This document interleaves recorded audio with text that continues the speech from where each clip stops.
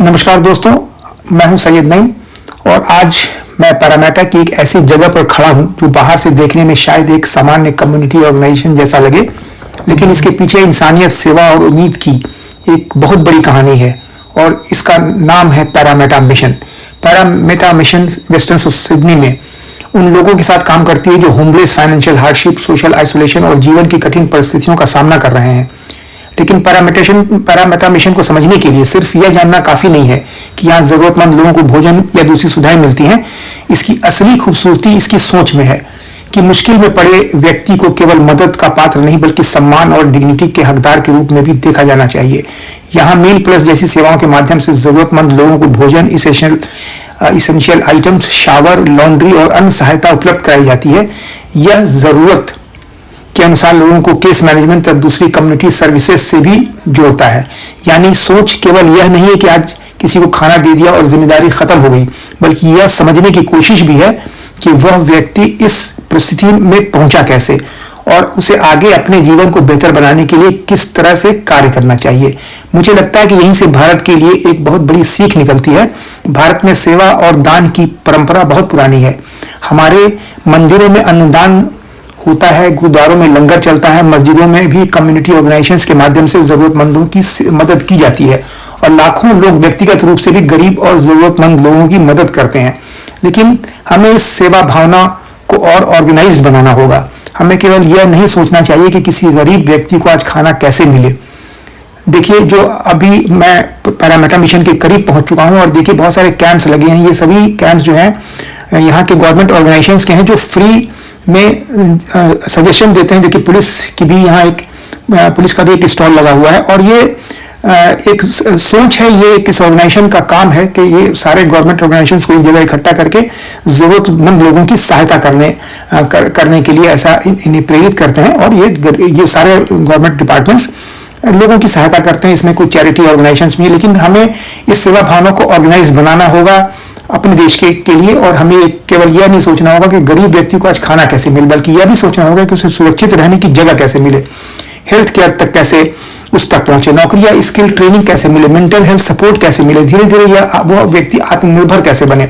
ये सारी चीजें भी सोचने की जरूरत है। कल्पना कीजिए कि भारत में हर बड़े शहर में एक ऐसा कम्युनिटी सपोर्ट सेंटर हो जहां कोई भी व्यक्ति संकट के समय पहुंचकर एक ही जगह से भोजन, कपड़े, basic hygiene facilities, health care, information, counselling या इस तरह के गवर्नमेंट ऑर्गेनाइजेशन से फायदे तक उस तक पहुंच सके, ये जरूरत से समय से उसे मिल जाए।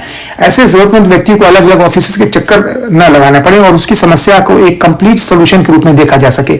पैरामेटा मिशन का अनुभव हमें यही सोचने के लिए प्रेरित करता है कि सोशल सपोर्ट और चैरिटी नहीं बल्कि एक ऑर्गेनाइज्ड कम्युनिटी सिस्टम भी हो सकता है।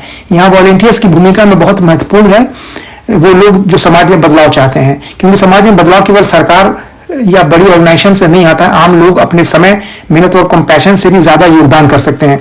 भारत में वॉलंटियर्स की कोई कमी नहीं है, लेकिन हमें वॉलंटियरिंग को केवल त्योहारों, धार्मिक आयोजनों या किसी बड़ी आपदा के समय तक सीमित नहीं रखना चाहिए।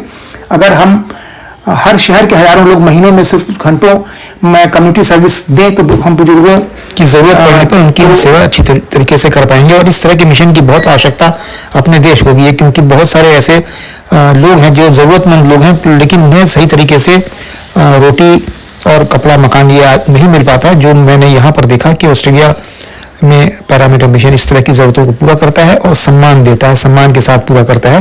केवल किसी को खिला पिला देना ही नहीं बल्कि उनको सम्मान के साथ बैठाना, उनकी सेवा करना, उनकी बातें सुनना और पूरा सम्मान देना, ताकि जो बुजुर्ग हैं हमारे क्षेत्र के या हमारे जीवन में जो बुजुर्ग लोग हैं उनकी जो उन्होंने अपने जवानी के समय में पूरे देश की सेवा की या अपने कम्युनिटी की सेवा की, आज उनको पूरे सम्मान के साथ उनकी सेवा किया जाना कोई गलत नहीं है और ये अच्छी तरीके से होना भी चाहिए। तो चलिए, आपको इन सवालों के साथ मैं छोड़ के जा रहा हूँ कि आप स्वयं भी इसको परखिए, देखिए और देखिए कि किस तरीके से यहाँ पर और हमारे देश में अंतर है और इस तरह के जो मिशंस की आवश्यकता बहुत ज़्यादा है। हमारे देश में भी कुछ नौजवानों को इसमें आगे आना चाहिए, क्योंकि यहाँ पर भी मैं देख रहा हूँ जो वॉलंटियर्स हैं वो ज़्यादातर नौजवान लोग हैं जो वॉलंटरीली अपने आप आकर सेवा कर रहे हैं, कुछ लोग इसकी मार्केटिंग में हैं, कुछ लोग खाना बनाने में है, तो कुछ लोग इस तरह की सेवा करने में, सफाई करने में और सारी व्यवस्थाओं को पूरी करने में लगे हुए हैं। तो ये लोग भी अपने अच्छे और नेक काम में किसी हर तरीके से आगे बढ़ के आए हैं, और ये इन्होंने भी अपने जो नौजवान इसकी सेवा में लगे हैं और इस वॉलंटियर का काम कर रहे हैं, उन्होंने ज़रूर सेक्रीफाइस किया होगा।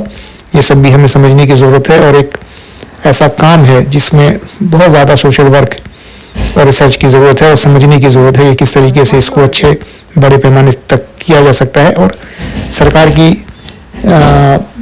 सेवाओं के को छोड़ भी दिया जाए तो भी ऐसे बहुत सारे संस्थाएं हैं जो इस तरह के काम में आगे बढ़कर समाज की सेवा में और बुजुर्गों की सेवा में अपने आप को लगा सकती हैं और उन्हें सम्मान के साथ जीवन यापन करने का मौका दे सकती हैं। तो चलिए अब इस वीडियो को मैं यहीं बंद करता हूं, और ये सोचते हैं कि कैसे इसको और अच्छा हम अपने देश में भी कर सकते हैं, और कैसे कुछ लोग स्वयं आगे बढ़कर इस कार्य को संपादित कर सकते हैं, जिसकी एक बहुत आवश्यकता है और ये ज़रूरत है समय की। चलिए, धन्यवाद। Thanks for watching.